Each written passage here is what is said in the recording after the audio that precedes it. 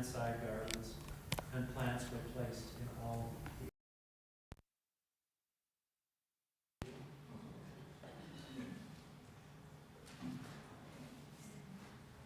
not working.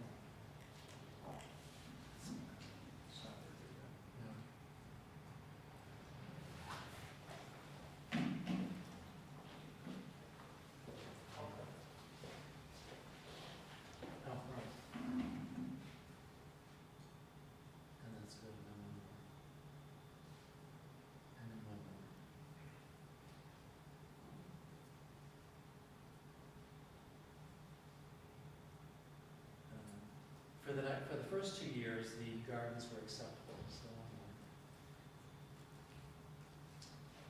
but the third year, however, the true nature of many of these original plants was apparent. Some spread aggressively, some plants and weeds grew more than 6 feet tall and obstructed the line of vision between pedestrians and drivers, a serious safety hazard. Weeds had taken over many of the gardens.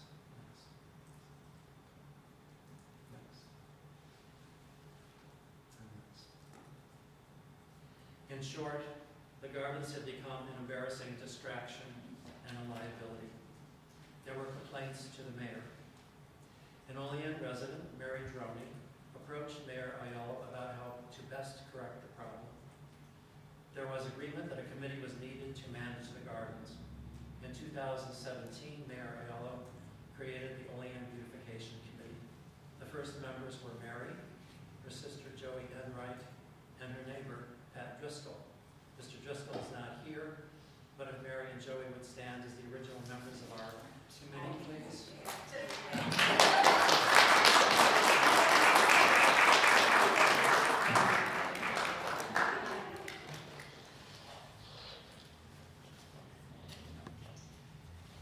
Mr. Driscoll has been chairman of the committee since the beginning. He has been instrumental in the planting of roses in the meeting, and in the creation and planting of the large containers of flowers seen in the roundabouts in the median near the firehouse and in front of Bradner Stadium. Also in designing the placement of the hanging containers in the median. The Olean Beautification Committee is an advisory committee to the mayor and meets 10 times a year. Mayor Ayala and Public Works Director Robert Thompson attend meetings. There are 8 current beautification committee members. Will those committee members who are present please stand and be recognized?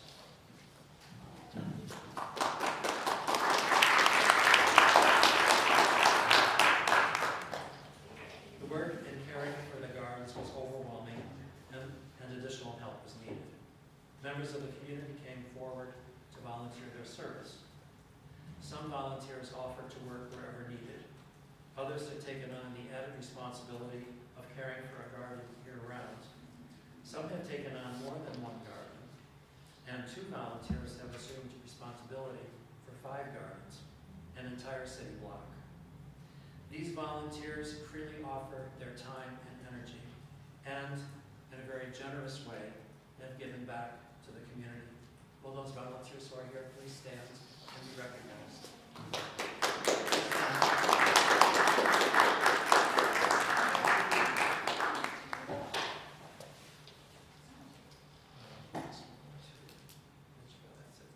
As an aside, if anyone listening in or viewing this meeting would like to volunteer, please contact Michiko in the mayor's office,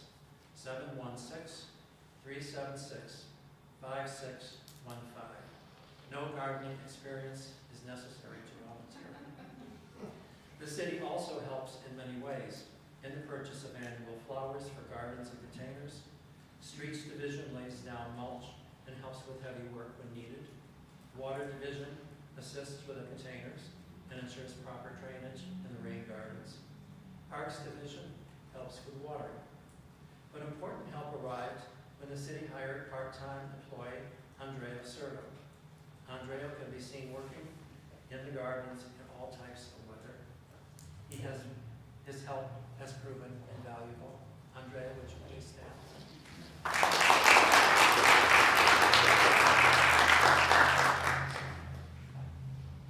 So in 2017, the committee is established, and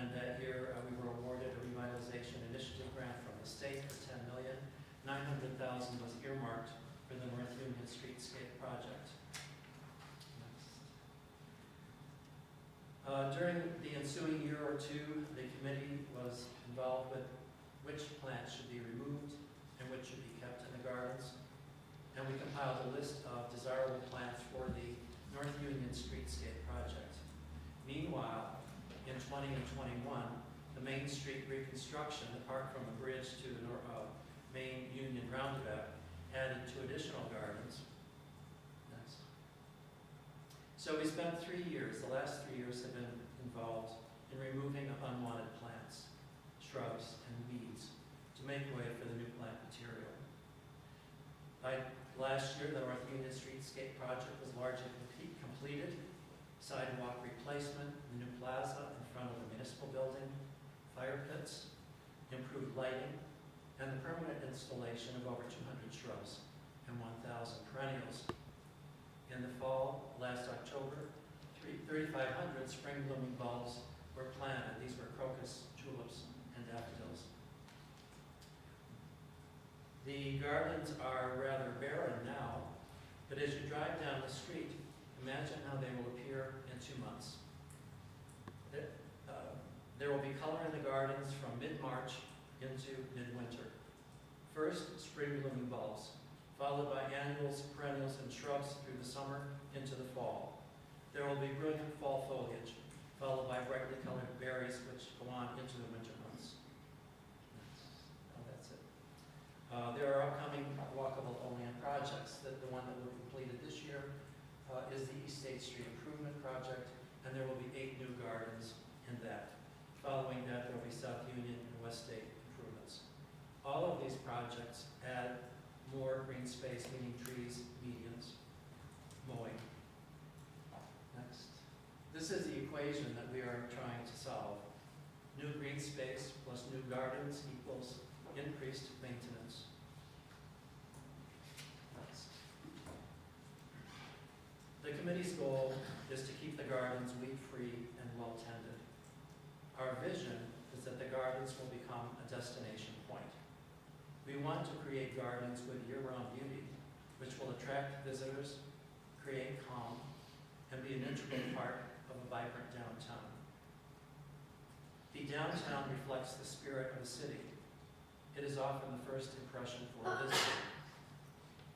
It is also a lasting impression. And it might be the critical factor in changing someone's mind.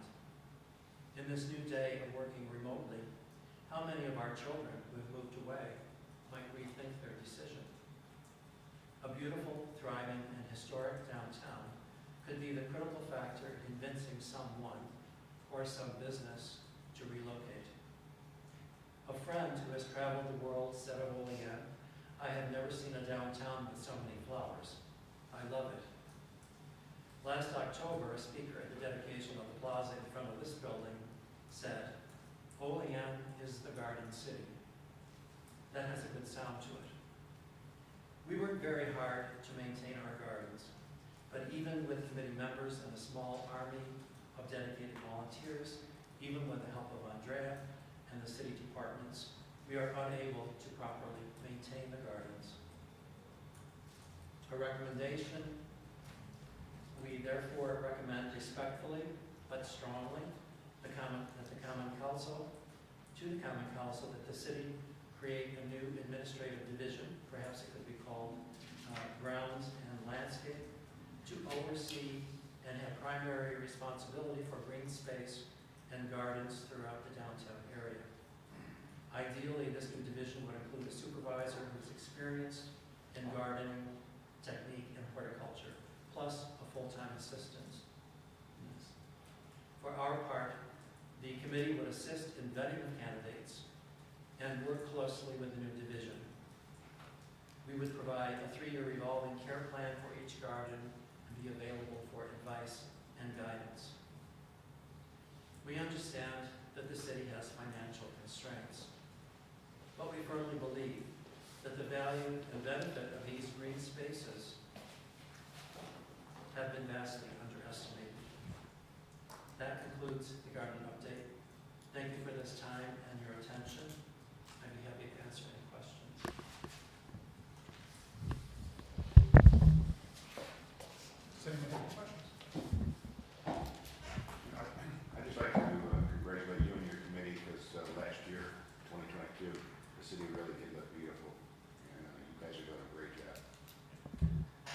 would like to echo that as well. I don't think our downtown has looked better since we had the revitalization of the project itself.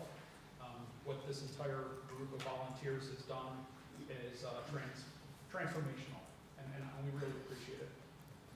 Alderman McCall? I didn't have a question either. I just was going to simply say how absolutely stunning the flowers were this year, and I found they were much more, I love gardens too, so I found that they were well kept, well maintained, but I also recognize the incredible amount of work that goes into maintaining just my small gardens, much less the multitude that you guys have there, and it just looks fantastic. Thank you. Thank you very much.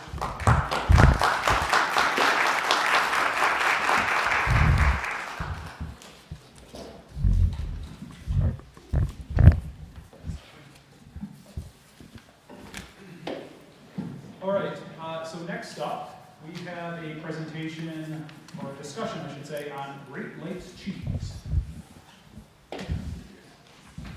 Mr. Mayor? That'll be Brad Camp.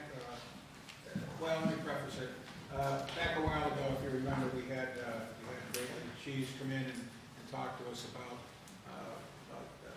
assisting them with some of their needs to use our sewage treatment plant. So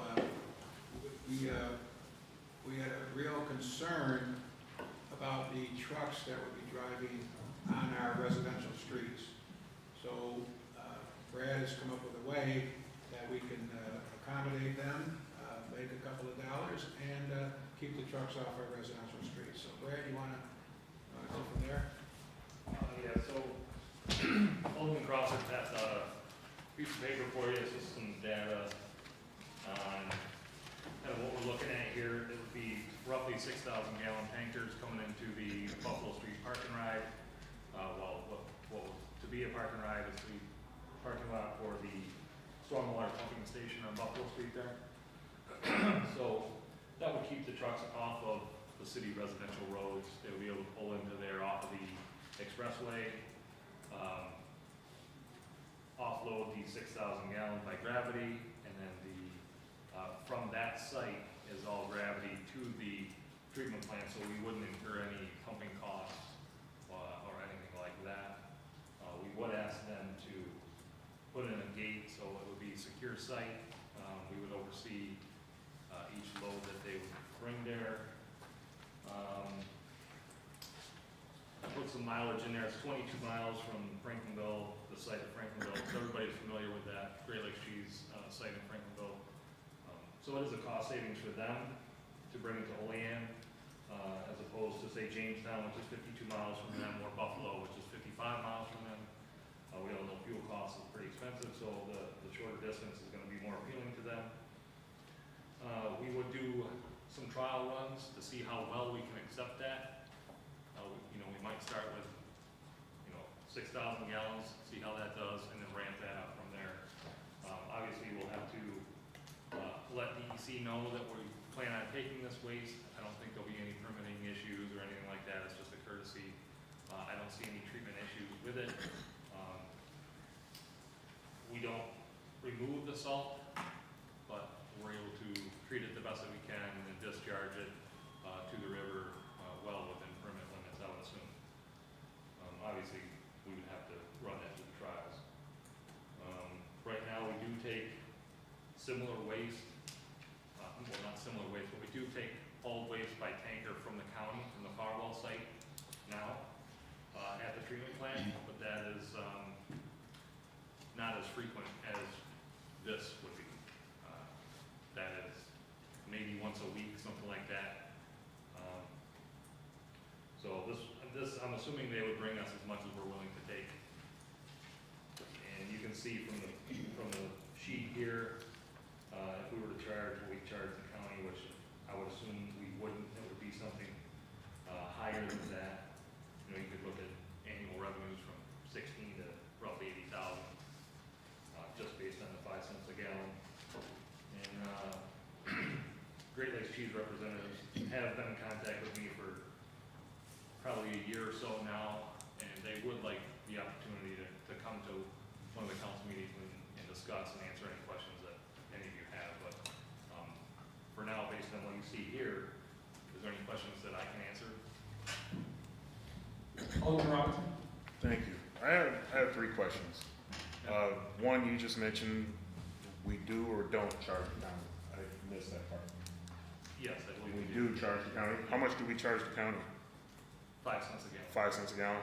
And then, so that is the county. So with the savings that this business is incurring from coming to Olean versus going to Jamestown, which is twice the distance, and Buffalo, which is 2.5 times the distance, the most we can incur from them was 5 cents a gallon? We haven't discussed rate. Okay. So that's just proposed rate? Well, no, we just wanted to let you know what what we charge the county right now. Oh, okay. We would negotiate with them on the actual. Okay.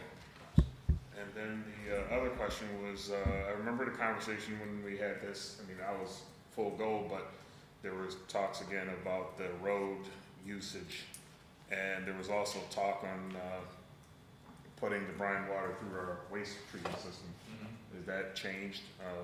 It can handle that? There's no costs or anything that would incur from filters, things of that nature? No, I don't believe there's gonna be any added cost other than the flow. Obviously, we have to treat that along with all the other flow. Right. So once it gets to the plant, yeah, there's cost because we have to pump it through there and treat it. As far as can the plant handle it, yes. Biologically, there is a little bit of a detrimental effect because the salt brine could slow down biological activity, which is what the treatment plant does. So like I say, we'll have to run this through trials. Do I think it's enough that it's gonna be anything to really worry about? No, but it will have a small impact on the plant biologically. Are we gonna produce less methane in our anaerobic digester? Yes, probably. I would expect that result. Alderman Anastasia? Yeah, I was gonna ask, you're saying this is not gonna be coming down on residential streets, so will they be using I-86 from Hinsdale to Olean? I would assume so, yeah.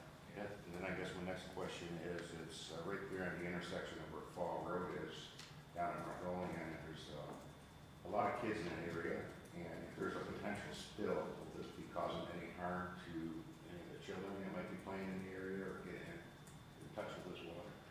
No, So there's no harm to the environment or the kids? no, it's strictly, Right, it's brine salt water. yeah, it's salt water. Yeah. Okay, I just want to make sure that there's no safety factors. I guess that's all I have for now. Alderman McCall? So I think I remember from last time you had said that we don't treat brine water right now. And then what you just said now is that we wouldn't really need to treat it, we would just run it through with the rest of our wastewater? You would not be removing salt. Correct. So it's not typical sanitary sewage where we remove all kinds of stuff.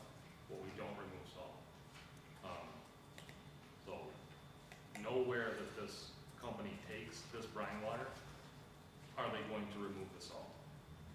It's no different than the salt truck going down your road and putting salt down in the wintertime, and then it rains, and then it goes in the storm drain and then out to the river. They're bringing concentrated salt water to the treatment plant for treatment. We don't remove the salt, but by the time it gets to the river, it's at a concentration that is not of any concern. It's vastly diluted. Yes. Parts per million. Alderman Benyon? So you have two things on there, Brad. One, they would have to call and set up a time to dump under supervision. Correct, yeah. Yeah, it wouldn't be, we wouldn't allow any off-hour, we wouldn't have receiving hours beyond 7 AM to 2:30 PM or something like that. And what would the need be to secure it with a gate? So if it's just gonna dump in that manhole cover there that's an unsecured parking lot right now, why can't it just stay that way if you're gonna dump under supervision so that way people can still use the parking lot? Well, currently the parking lot really isn't used for anything, and it was locked prior to it being unlocked now. there's some history there that goes back to when it was created as a park and ride, then it was locked up, then it was, we locked and unlocked it every day when we're there because we're there every single day. So really, we wanted it locked to protect ourselves against them just coming and dumping whenever they wanted to. Is there a way to put a standpipe with a meter on it? So that way your guys don't have to be inconvenienced by meeting somebody? I suppose it's possible. The meter portion is, we would charge 6,000 gallons for every truck that comes in there, whether it's full or not.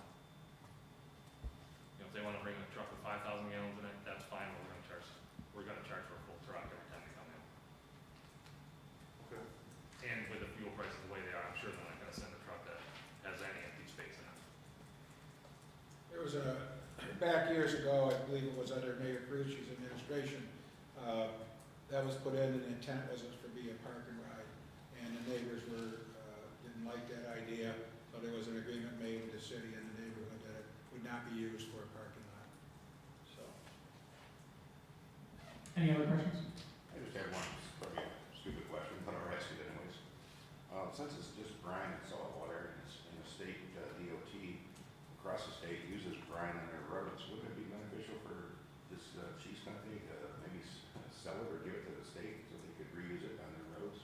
Would that be the same as brine that they use? I don't know if it's the same. I'm sure it will react the same on the roads. Really, the hurdle with that is you would have to purchase all the equipment to do that. And then they would have to agree with the state to give them this brine water to put on the roads. Really, it's the hurdle of, does the state want to invest in the equipment to apply this to the roads? Yeah, because I was just wondering, 'cause brine can be expensive, and I know the state has their holding areas, and we don't use it too much, but we did use it too much in Colorado County when I worked for them. It started to get more popular, and I just thought maybe it might be something that would be a win-win for everybody, save taxpayers some money, but the state can get some cheap brine. Alderman Robinson.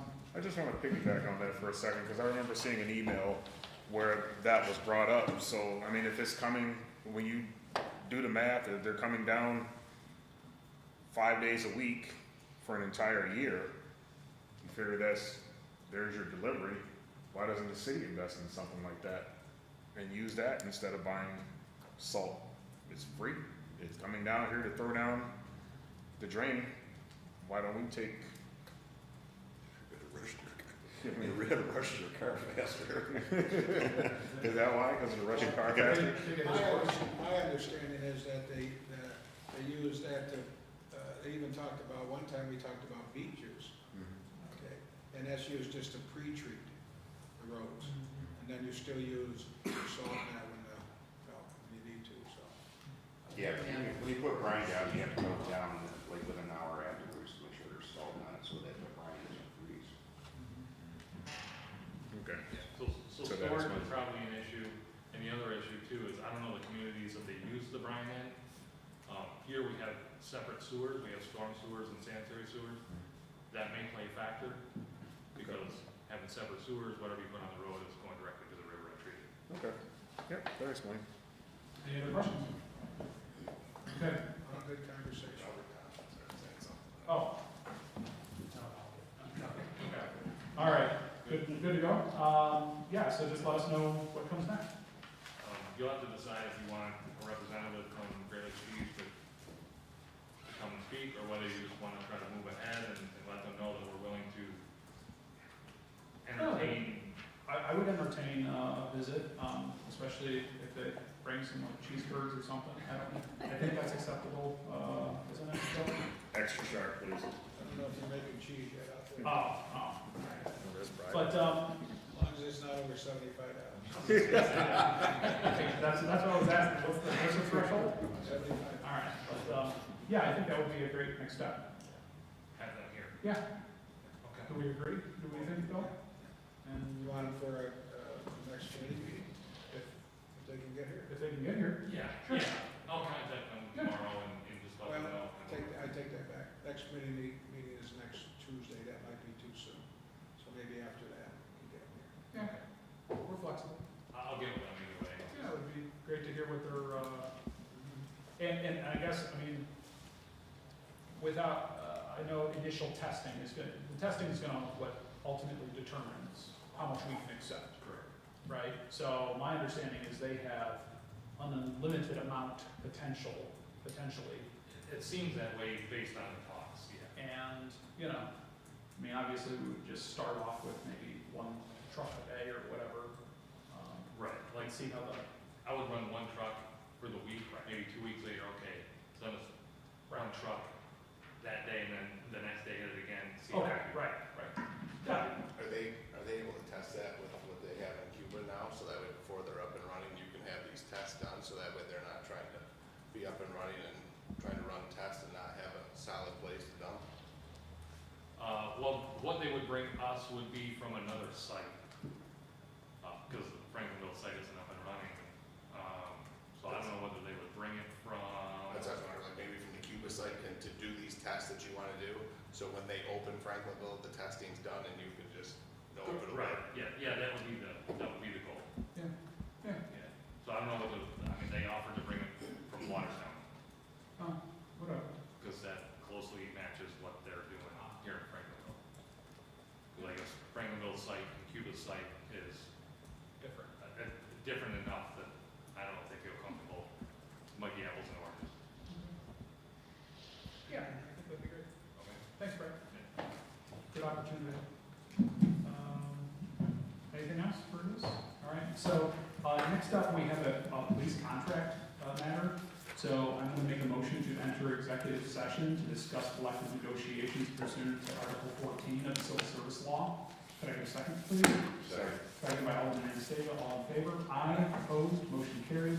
And, rather than shut things down in here so they can keep the video going, we're gonna go down to the mayor's conference room.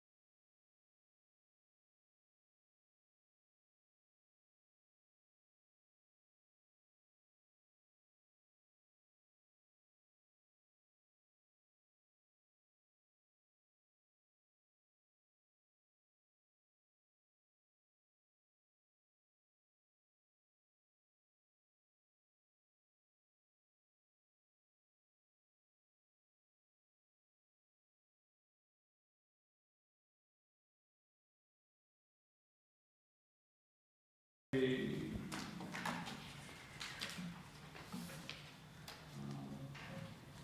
the resolutions.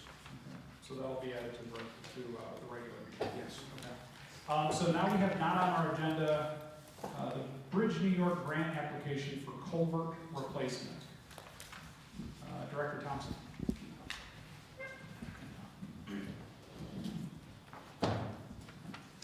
Good evening. What we're looking to do is submit 2 applications for box culverts in the city that need to be replaced. One is on Front Street with Johnson Brook, and the other is over on Brook Street over Kingsbrook. We identified them previously and submitted last year. We did get accepted, so we thought we'd resubmit again this year. And what we need to do as part of the process is a resolution to authorize this, because there will be funding. It's 100% reimbursement, but we do have to front the money.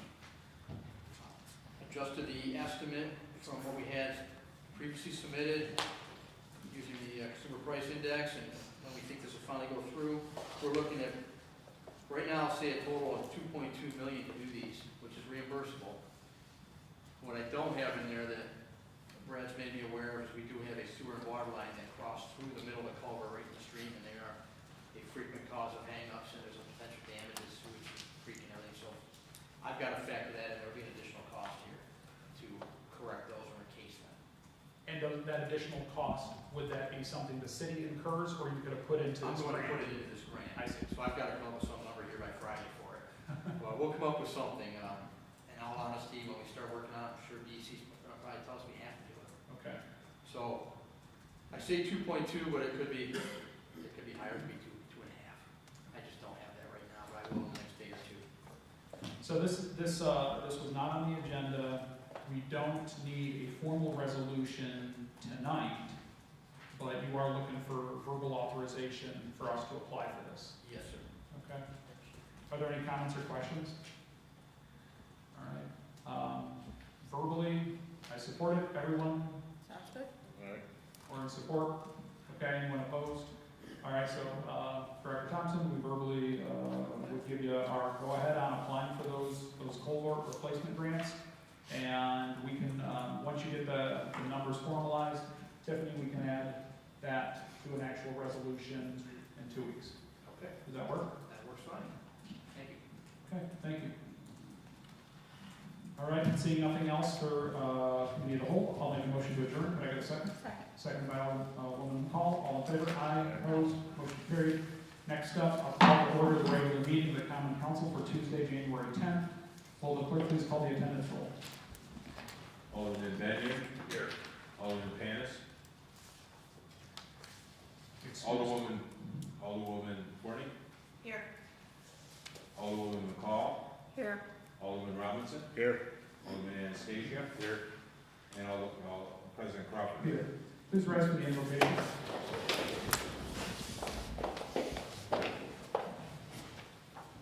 Heavenly Father, we come to you today asking for your guidance, wisdom, and support as we begin this meeting. Help us to engage in meaningful discussion, allow us to grow closer as a group, and nurture. Allegiance to the flag of the United States of America, and to the republic for which it stands, one nation, under God, indivisible, with liberty and justice for all.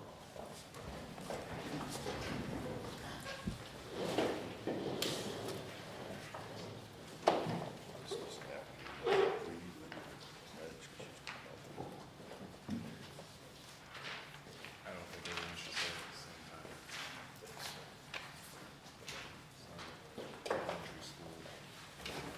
Reading, correcting, and approval of the minutes of the previous regular meeting. Regular meeting of the Olean Common Council was held on Tuesday, December 27th, 2022 at 6:04 p.m. Present were Alderman Crawford, Witt, Panis, Gonzalez, McCall, Robinson, and Anastasia. None were absent. I'll make a motion to approve the minutes of the previous regular meeting. Could I get a second?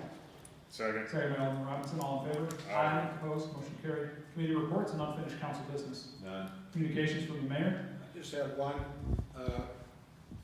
We have a retirement of Sergeant Ian Spencer, has retired from the Olean Police Department. He was with us for 12 years. He had previous service at another agency. I want to wish Sergeant Spencer good luck. Thank you, Mr. Mayor. Miscellaneous communications, None? city official reports, None. monthly report of the city auditor. Yes? Yes. Okay. Proposed legislation and referrals. None? And before we open up public comment, I would give an opportunity to any members of the common council to make a statement at this time. Seeing none, will the clerk please read the public comment statement? The public comment portion of the common council regular meeting is established to provide members of the community with the opportunity to publicly state their views, voice their concerns, or to provide input pertaining to any issue affecting city government. Additionally, the mayor, common council members, and city department heads encourage any person with questions to contact them at their offices. Okay, I invite any members of the public to approach the podium, state your name and address, you'll have 5 minutes. Anyone? Anyone? Seeing no one, I'll call public comment closed. Finance and bills. None? How about resolutions? Before we get into resolutions, I'd like to make a motion to suspend the rules. Could I get a second? Second. Seconded by Alderwoman McCall. All in favor? Aye. Opposed? Motion carried. I'd like to make a motion to amend the agenda to include resolution 1-23. Yep. Could I get a second? Second. Seconded by Alderwoman McCall. All in favor? Aye. Opposed? Motion carried. Resolution number 1-23, no PL number. To authorize the mayor to sign memorandums of agreement with the Olean Police Command and Patrol Labor Unions. Okay, so this was discussed in executive session. We all know that staffing of our police department, recruitment and retention has been a challenge over the years, and so the mayor brought this to us, and so I'm happy to make a motion to sponsor. Awesome. Would anyone like to second it? Alderwoman McCall. Is there any comments or questions, discussion? Seeing none, will the clerk please call the roll? Alderman Benyon. Yes. Alderman Panis is absent. Alderwoman Forney. Yes. Alderwoman McCall. Yes. Alderman Robinson. Yes. Alderman Anastasia. Yes. And President Crawford. Yes. Resolution passes 6 ayes. Okay, nothing else for tonight? Anything, Mr. Mayor? Thank you, everybody. All right, I'll make a motion to adjourn. Can I get a second? Second. Second by Alderman Robinson, all in favor? Aye. Opposed? Motion carried. Thank you.